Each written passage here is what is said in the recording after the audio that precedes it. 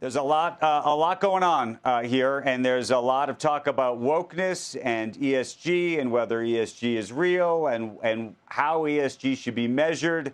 And you have a very provocative view about all of it. Look, I think it's actually pretty simple. Over the last decade, what we've seen is large asset managers have mandated U.S. energy companies to produce less oil, to produce less natural gas. And, Andrew, what that's led to is a generational energy crisis, a massive supply-demand imbalance in the United States and around the world for fossil fuels.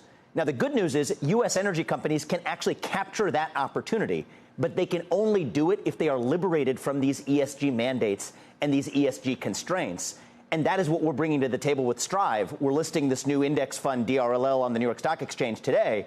But what Strive is doing is delivering a new mandate, what I call the post-ESG mandate, to the U.S. energy sector to drill for more oil, to frack for more natural gas, to do whatever allows them to be most successful over the long run without regard to political, social, cultural, or environmental agendas. And if they do it, I think that's actually an opportunity over the next decade to see a renaissance of U.S. energy trading not at a discount to the S&P 500 that these companies do today, I think in large part due to this ESG-linked investment consensus, but rather to trade as they have for much of the last 30 years at a much higher multiple, closer to parity with the U.S. tech sector, closer to parity or even in excess of the rest of the S&P 500. And I think that's an opportunity to not only unleash the potential of U.S. energy stocks, but also, more importantly, to shore up American energy security in the process as well. So that's the new post-ESG shareholder mandate.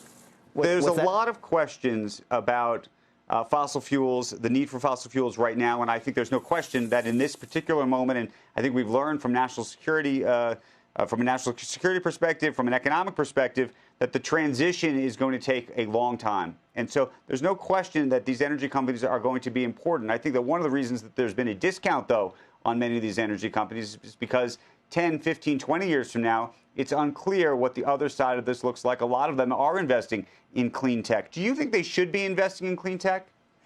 I think we should be more precise about what we mean by clean tech. So I think oil and gas companies should invest where they have a competitive advantage and should not be wasting money where they don't have a competitive advantage. How I sum that up is molecules, not electrons. What do I mean by that? Even in other future hydrocarbon energy and sustainability plays, like in hydrogen, they actually have competitive advantages. They're building pipelines. Carbon recapture, a conversation we should be having. That is different from just wasting money, in my opinion, on wind and solar, where oil and gas companies have no inherent competitive advantage. In fact, Exxon, even back in the 80s, invested in IT. It was actually a blown wave of investments. Okay, so when you look at the steps that Exxon is taking, for example, around carbon capture, or you look at the steps that Chevron is taking, or you look at the steps that others are taking even around wind and solar, and there are many, you think they should not be in those businesses? That's true for wind and solar generally. As I said, carbon recapture and hydrogen, those are conversations that we ought to be having if they have inherent competitive advantages.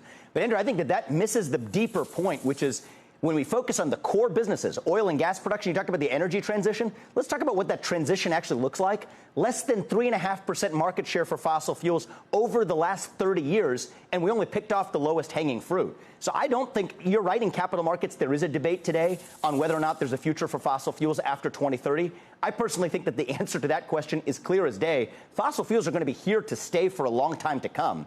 And what the ESG investment consensus has done is caused investors to value these companies as though there is no fossil future after 2030. But that's the thing that I'm unclear about, which is at some level, as an investor, don't you have to take into consideration, and I actually think this is where even Larry Fink has been on this, which is you have to take into consideration the cultural shift and move, whether you think it's woke or otherwise, almost is irrelevant. I think it's an economic argument, which is if you, and by the way, maybe it's political. If you have pension funds around the world, especially in Europe, who are continuing down this path, by default, that means that there's less investment money going into these same companies, which means that their multiple is going to be lower than it otherwise would be, no?